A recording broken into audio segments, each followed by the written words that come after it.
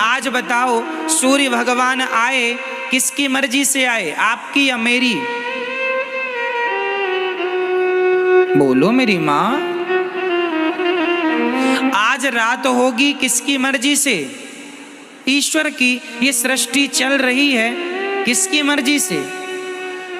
हम लोग लड़कपन से जवान हो गए, जवान से बुढ़े हो गए, किसकी मर्जी से आप बदल रहे हैं? आप क्यों नहीं, कल पैदा हुआ बच्चा आज ही जवान क्यों नहीं हो गया? उसे जवान होने में क्यों 20-25 साल लगते हैं? तुम्हारे हाथ में सब कुछ है तो तुम पैदा होते ही जवान हो जाओ ना। क्यों? तुम्हारा कुछ भी नहीं है। तुम्हारी ग्रोथ जो दिन दिन होती है वो तुम्हारी मर्जी से नहीं होती, ईश्वर की मर्जी से होती है। इसलिए सब ईश्वर के अधीन है। भगवान का चिंतन करना सीखो, भगवान पर विश्वास करना सीखो, भगवान के चरणों में आत्मसमर्पण करना सीखो। जब आप समर्पण कर देंगे तो आपकी गाड़ी भगवान ही चलाएंगे, उनके भरोसे खुश रहा करो बस। हम लोग अहंकार कर लेते हैं, जरा सा कमाने लग गए, जरा सा पैसा कमाने लग गए, हम कमा रहे हैं, हम पैसे वाले हैं, हम ये हैं वो हैं। अहंकार तो देखो आदमी का, आजकल का आदमी ना ऐसे चलता कैसे, ऐसे अकड़ देखो जरा, ऐसे चलता है जैसे ये राजा हो, सब इसके गुलाम हैं। आप लोगों के पास कितना पैसा है? 10 लाख, 20 लाख, 1 करोड़, 10 करोड़, 50 करोड़, 1 अरब, 10 अरब, 100 अरब, कितना? जितना बोल रहे हैं इसी के अंदर होगा जो भी होगा।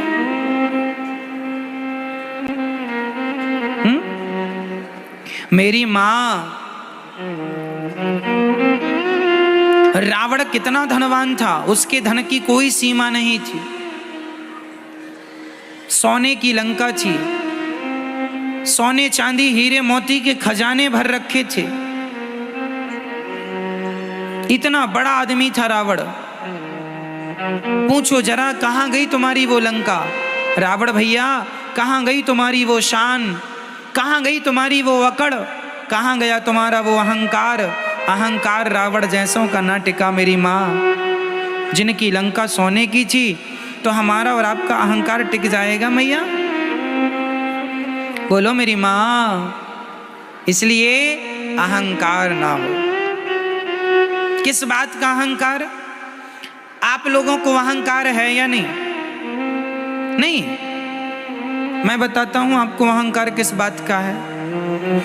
ये बेटा मेरा है, मैं इसकी माँ हूं, ये भी अहंकार ही है। मैं इसका पिता हूं, ये भी अहंकार ही है। ये घर मेरा है, ये भी अहंकार ही है। मैंने तुम्हें रोटी दी, ये भी अहंकार ही है। मैं ना होता तो तुम मर जाते, ये भी अहंकार ही है। इसलिए इन शब्दों का प्रयोग कभी नहीं करना चाहिए। जो बेटा आपका है, बेटी है, पति है, पत्नी है, घर है, गाड़ी है, पैसा है, ये मेरा है ऐसा ना कहा करो। ये सब कुछ भगवान का है। ईश्वर ने हमें केवल जिम्मेदारी दी है संभालने की, हम संभाल रहे हैं बस। हम मैनेजर हैं, मालिक नहीं है। आप किसी बच्चे की माँ नहीं हो।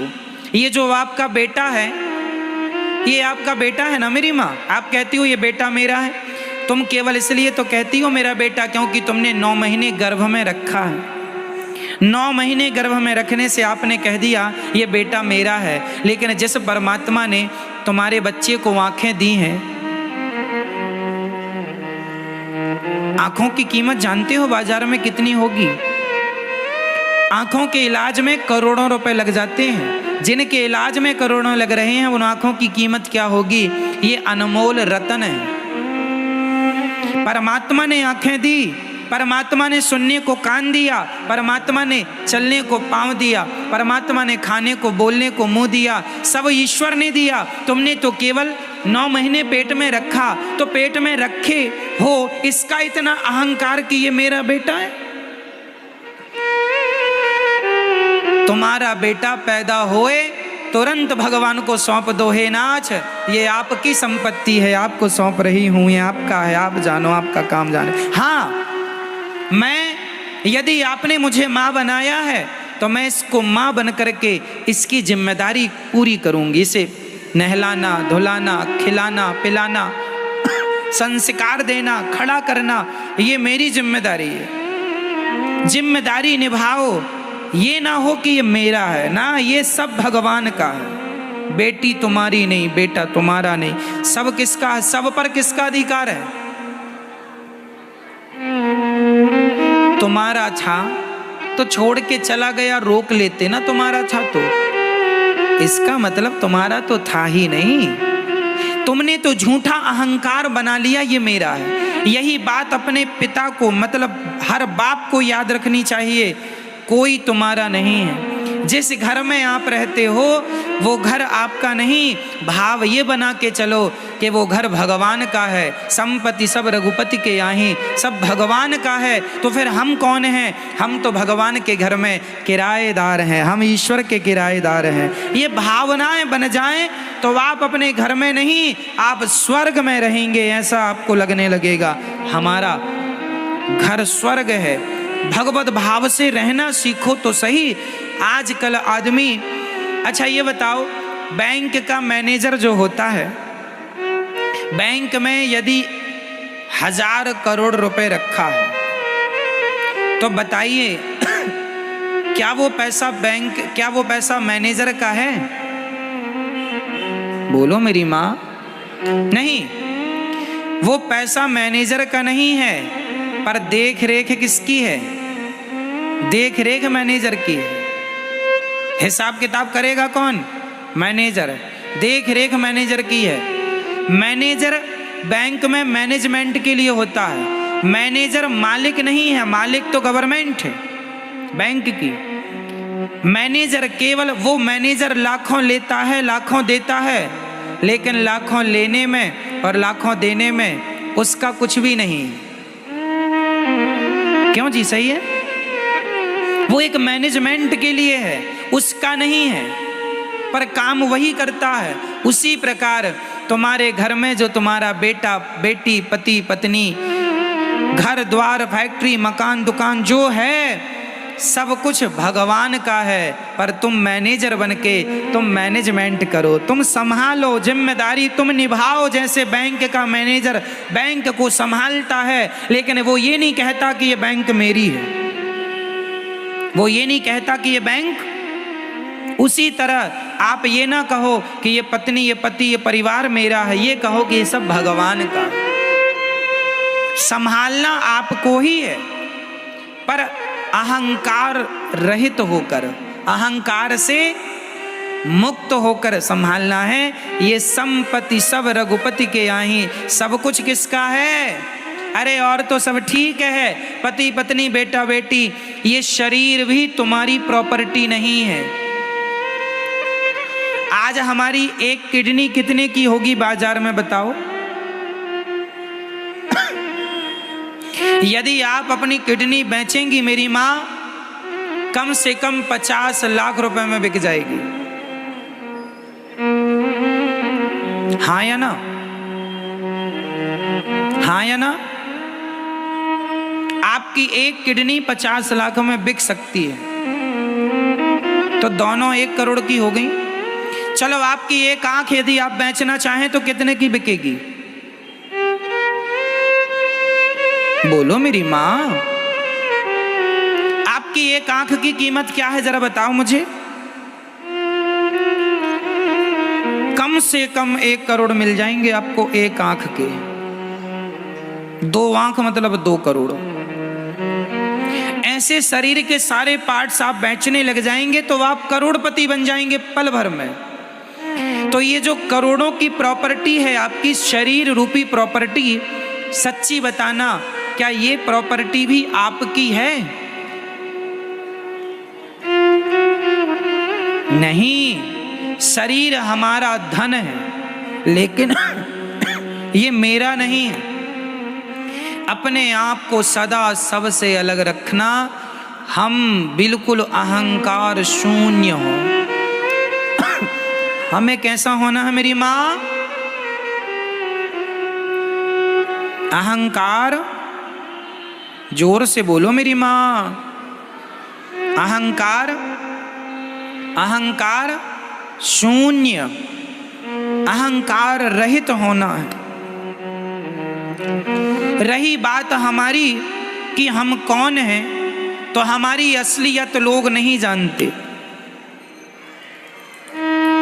आप लोग अपनी असलियत नहीं जानते। आपको पता है आपकी असली औकात क्या है?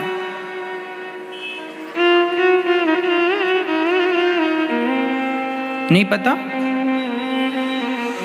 हमारी असली औकात क्या है? छोटे मुंह बड़ी बातें हैं, बुरा ना मानना मेरी बातों का, लेकिन मैं आपको आपकी औकात दिखाऊंगा। हम सबकी असली औकात क्या है? जो हम लोग बड़ी बड़ी बातें करते हैं, बड़ी बड़ी गाड़ियों में, बड़े बड़े महंगे महंगे गद्दों में लोग सोते हैं, बड़े बड़े बंगलों में लोग रहते हैं।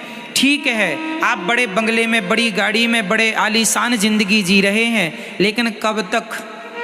एक दिन आपको इन बंगलों से, इन गाड़ियों से उतर कर एक दिन अंत में एक लकड़ी की सैया पर सोना पड़ेगा। लकड़ी का बिस्तर होगा जिसे चिता कहते हैं। सही कह रहा हूं क्या मैं? हम लोग, सब लोग, चाहे अमीर हो चाहे गरीब हो, एक दिन हमारा अंतिम बिस्तर कौन है? बोलो मेरी माँ। हम सबका आखिरी बिस्तर क्या है? चिता। एक दिन हम चिता पर जाएंगे और हमारे अपने आग लगाएंगे और हम धू धू करके जल जाएंगे, और जलने के बाद रह जाएगी तो केवल राख रह जाएगी, आपकी और हमारी। कहाँ चला गया तुम्हारा वो अहंकार? कहाँ गया तुम्हारा वो घमंड? मेरी गाड़ी, मेरा बंगला, मुझे जानता नहीं मैं कौन हूँ? जानता हूँ साहब, आज नहीं कल मुट्ठी भर राख बन जाओगे, फूंक मारने से उड़ जाओगे। ये आपकी और हमारी अंतिम औकात यही है कि हम मुट्ठी भर राख हैं, फूंक मारने से उड़ जाएंगे। आज कर लो तुम बड़ी बड़ी बातें, कर लो खूब घमंड, मैं ये हूँ, मैं वो हूँ, मुझे नहीं जानते, मेरी पहचान ऊपर तक है, ऐसा लोग कहते हैं। ठीक है साहब, बना लो पहचान ऊपर तक, वो सारे ऊपर वाले हवा में उड़ रहे हैं राख बन के, तुम उन्हीं के भरोसे हो ना। इसलिए हमारी असली औकात हमारी मुट्ठी भर राख बनना है। इसलिए हम अहंकार ना करें, शांति से जीवन जिएं। थोड़ा अपमान हो सह लो, थोड़ा सम्मान हो मस्त रहो, खुश रहो, ना अपमान में उलझो ना सम्मान में उलझो, भगवत चिंतन करते रहो। श्रीमन्नारायण चरणौ शरणम शरणम प्रपद्ये, श्रीमते नारायणाय नमः। हे श्रीमन्नारायण, हम आपके चरणों की शरण ग्रहण करते हैं। हे नाथ, हमें स्वीकार कीजिए। बोलो हे श्रीमन्नारायण, हम आपके चरणों की शरण ग्रहण करते हैं। हे नाथ, हम कामी हैं, क्रोधी हैं, लोभी हैं, अहंकारी हैं। हे नाथ, हम पापी हैं, अधम हैं, नीच हैं। हे नाथ, हमें स्वीकार कीजिए। हे नाथ, जैसा हूँ, जैसी हूँ, आपकी हूँ, आपका हूँ। हे नाथ, मुझे स्वीकार कीजिए। हे श्रीमन्नारायण, मैं आपको कभी भूलूं नहीं, सदा आपका स्मरण बना रहे, चिंतन बना रहे, ये जीवन का सार है। हमारा जीवन बहुत छोटा है, थोड़ा है, लेकिन बातें बहुत बड़ी हैं, बहुत बड़ी। कभी खत्म नहीं होती बातें, कभी अहंकार का कोई अंत नजर नहीं आता। जबकि हम नश्वर हैं, नाशवान शरीर पाए हैं, फिर भी देखो अकड़ तो देखो। आदमी ऐसे अकड़ दिखाता है जैसे कभी मरेगा ही नहीं।